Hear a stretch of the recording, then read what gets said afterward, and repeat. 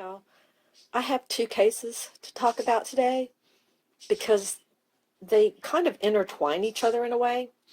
They are both from 2002, so they're not very old as cold cases are, but old enough. The first one is Cynthia KaneClark.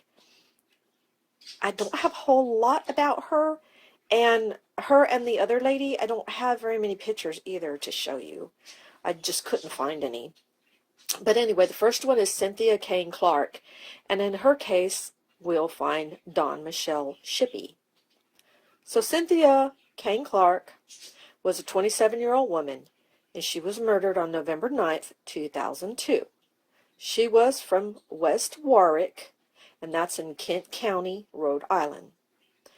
And that has a huge population, but I really can't omit Cynthia's case because her case and Dawn's case may be connected in some sort of way. Now, Cynthia was found, she was shot in her head while she was, I don't know, I guess she was laying on her couch or sleeping on her couch in her apartment in West Warwick, Rhode Island. She had children, and I'm not sure how many that she had, but one was in the apartment at the time of her death. And one of her children came home and found her. And police think that she may have known her murderer, and she may very well have known her murderer. I don't know. Now, Cynthia and Dawn met in rehab. And as time progressed, Dawn had started dating the father of Cynthia's child, and it put a strain on the relationship between the two women. When Cynthia was found dead, police questioned Dawn to see if she was in some way involved until they found her dead only a month later. So Dawn Shippee is our second lady. She was 30 years old and she was murdered. She was separated from her husband at the time, and she was also unemployed at the time.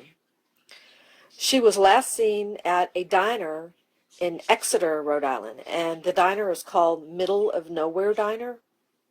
She was found near Route 165 in the Wood River. I don't think she was found in the river, but it just said she was found near Route 165 in Wood River. So that might be just the name of a place, or maybe really a river there. I'm not sure. But it's in Washington County, Rhode Island, and they found her on December 29th, 2002 in Exeter. So I'm thinking Exeter is in Washington County. So anyway, she had been, her cause of death was blunt force trauma to her head area. And her father, Tom Menard, was the one who had reported her missing. And apparently he became questionable in this case. The information that I'm reading makes it sound like they've questioned him in this case. Anyway, I found a court record where her insurance company wanted to be able to disperse funds to the clerk of the court and let them have the responsibility of the funds because of Dawn's death being a homicide, and it was still being investigated at that time. I'll leave a link and you can read it yourself. And I also found another file, a case file, which is quite interesting. So I'll include that in my link as well, and you can read them both and draw your own conclusions. Because I'm not pointing fingers and I'm not blaming. I'm just going to show you what I found searching the internet and hopefully share information that may help the Shippee family find out who murdered Dawn. Now, Dawn had 3 children at the time of her murder. She lived in Coventry, and that's in Kent County, Rhode Island.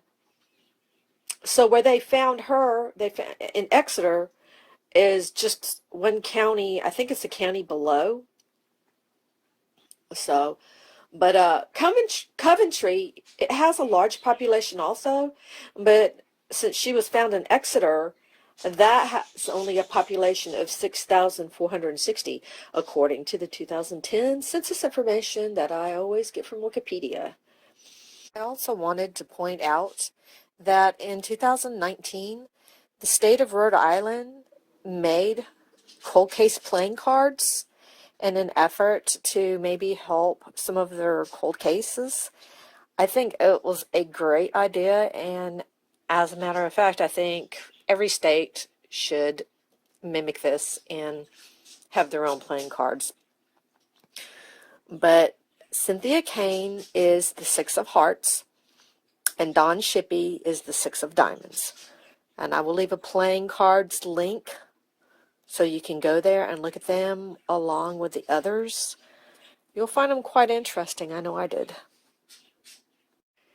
If anyone has any information about either of these cases, please call the local police department in the city in which they lived in, or please call the Rhode Island State Patrol. I will leave numbers at the bottom of the page for you. The family members of both of these ladies still have such a hard time because neither murder is solved. And without knowing, I would think it would make it seem like their lives would never be quite settled. I know if it was me, I would always have an uneasiness about my life. I don't think that things would ever be right until I found out for sure what happened to my mother, if this happened to her. So let's try to help these people out, and let's try to help these two families. If you know anything, please come forward. I think they deserve answers, don't you? Thank you for listening.